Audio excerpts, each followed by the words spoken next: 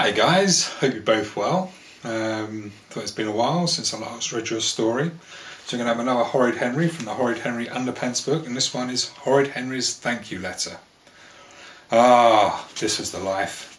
A sofa, a telly, a bag of crisps. Horrid Henry sighed happily.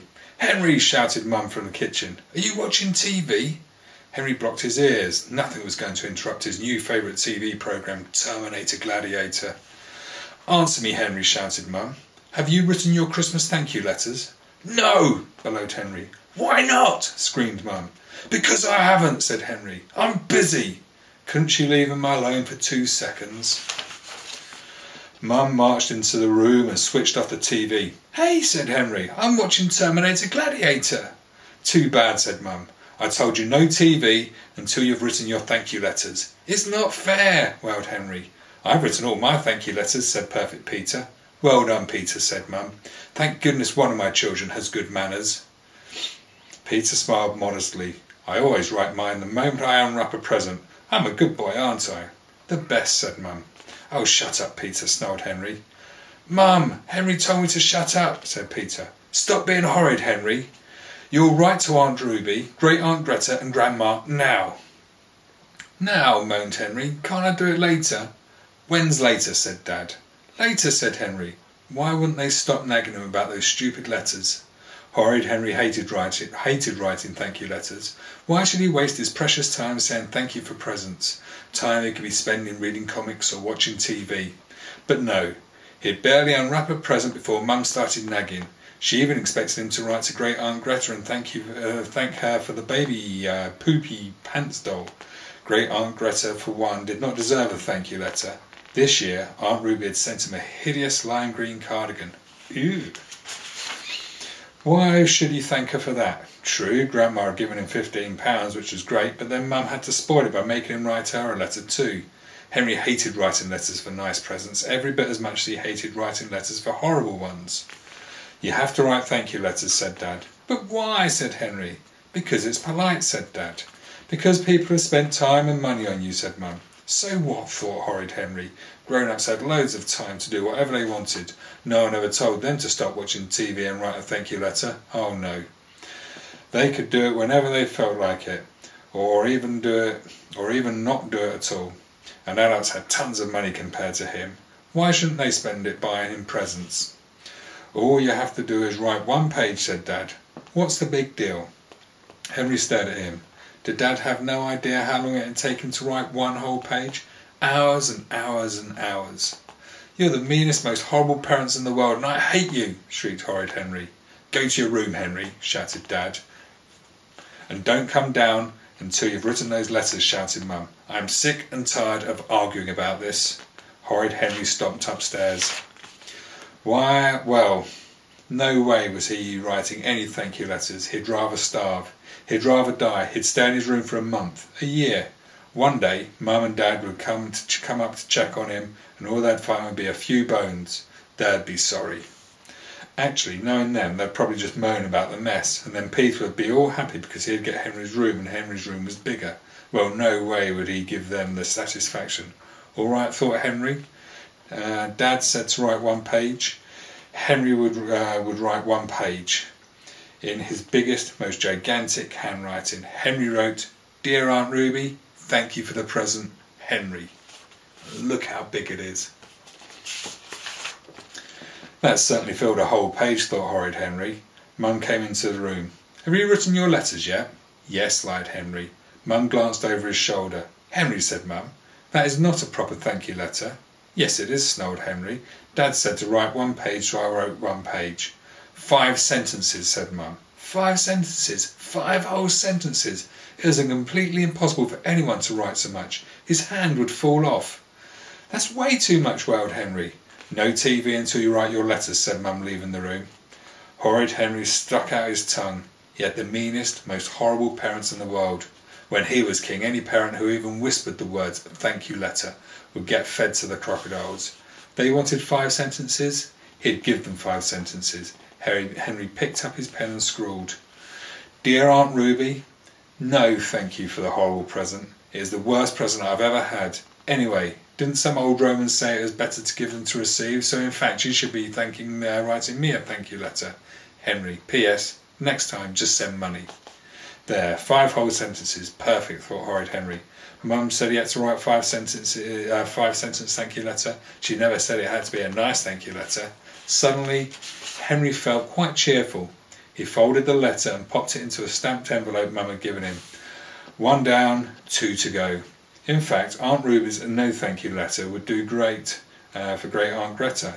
He just had to substitute Great Aunt Greta's name for Aunt Ruby's and copy the rest. Bingo, another letter was done. Now Grandma, she had sent money, so he had to write something nice. Thank you for the money, blah blah blah. Best present I've ever received, blah blah blah. Next year, send more money. £15 isn't very much, Ralph got £20 from his grandma, blah blah blah.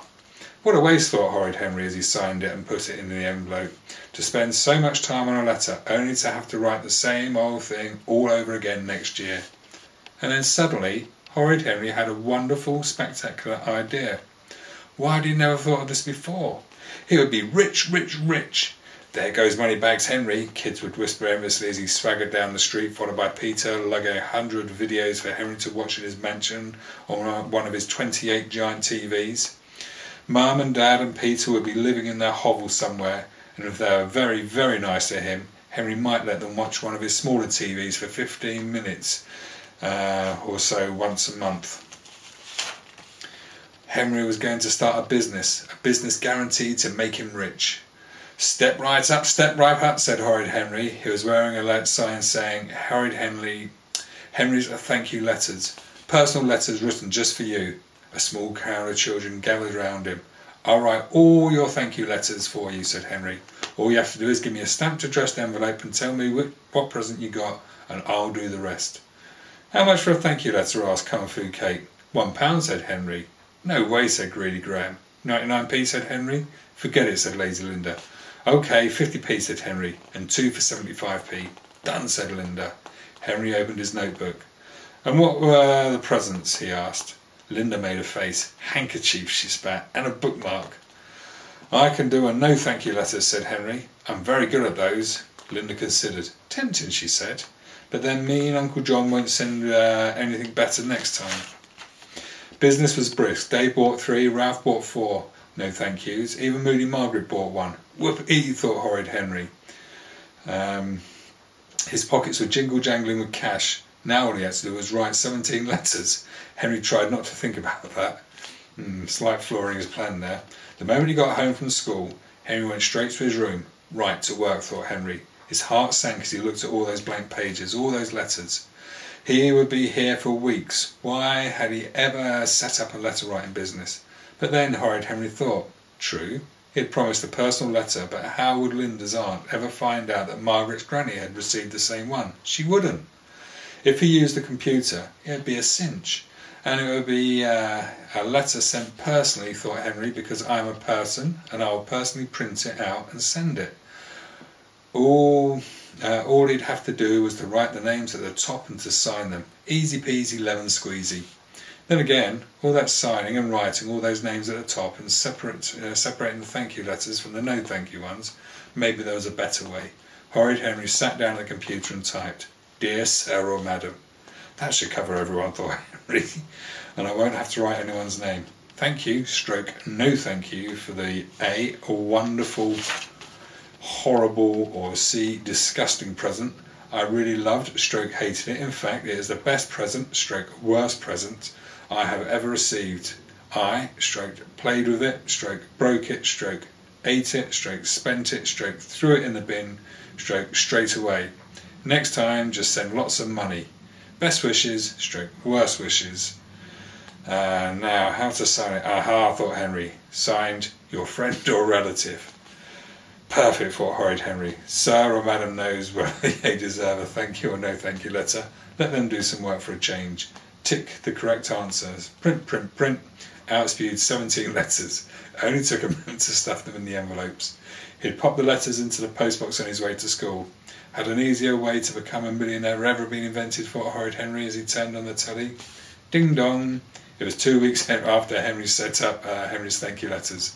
Horrid Henry opened the door. A group of Henry's customers stood there waving bits of paper and shouting. "My granny sent the letter back. Now I can't watch TV for a week," wailed Moody Margaret. "I'm grounded," screamed Aroba Cow. "I have to go swimming," screamed Lazy Linda. "No sweets," yelled Greedy Graham. "No pocket money," screamed Rude Ralph. "And it's all your fault," they shouted. Horrid Henry glared at his angry customers. He was outraged. After all his hard work, this was the thanks he got. "Too bad," said Horrid Henry as he slammed the door. Honestly, there was no pleasing some people. "Henry," said Mum, "I had the strangest phone call from Aunt Ruby." I wonder what that one's about. Anyway, guys, I hope you enjoyed that. I certainly did. That's the funniest Horrid Henry I think I've ever read. Right, until next time. Love you guys.